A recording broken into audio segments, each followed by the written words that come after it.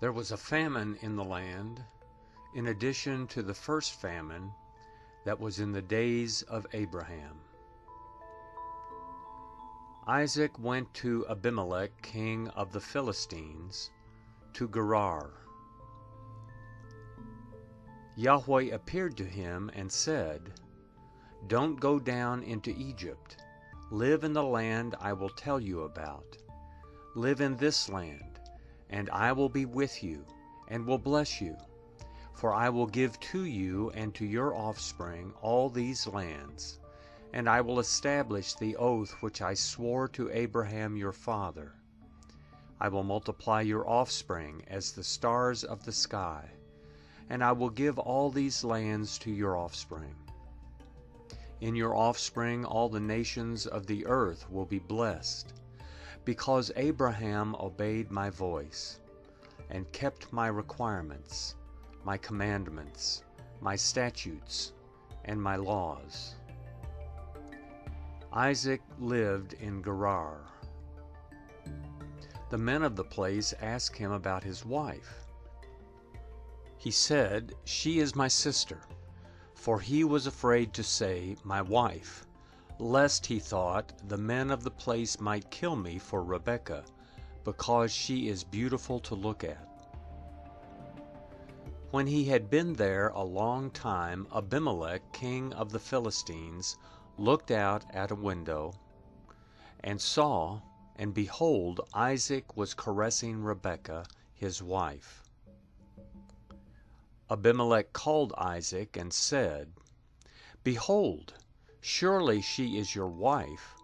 Why did you say, 'She is my sister'?" Isaac said to him, "Because I said, lest I die because of her."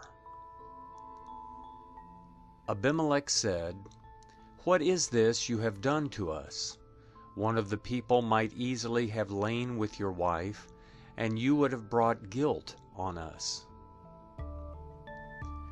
Abimelech commanded all the people, saying, "He who touches this man or his wife will surely be put to death." Isaac sowed in that land, and reaped in the same year 100 times what he planted. Yahweh blessed him. The man grew great, and grew more and more, until he became very great. He had possessions of flocks, possessions of herds, and a great household.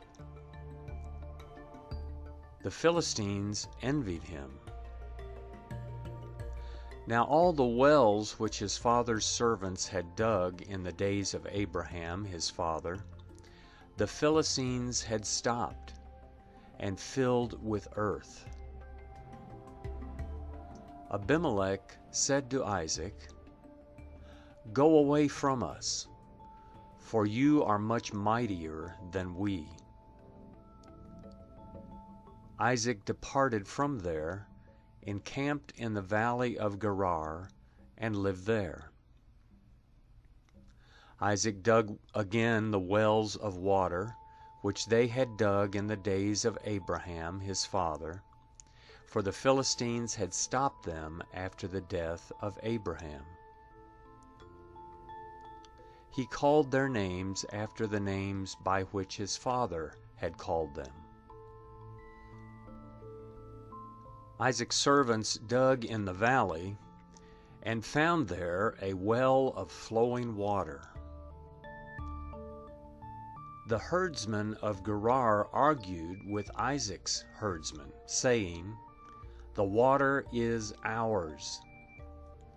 So he called the name of the well Esek, because they contended with him. They dug another well, and they argued over that also. So he called its name Sitnah. He left that place and dug another well. They didn't argue over that one. So he called it Rehoboth. He said, "For now Yahweh has made room for us, and we will be fruitful in the land." He went up from there to Beersheba. Yahweh appeared to him the same night, and said, "I am the God of Abraham your father. Don't be afraid, for I am with you, and will bless you, and multiply your offspring for my servant Abraham's sake." He built an altar there, and called on Yahweh's name, and pitched his tent there.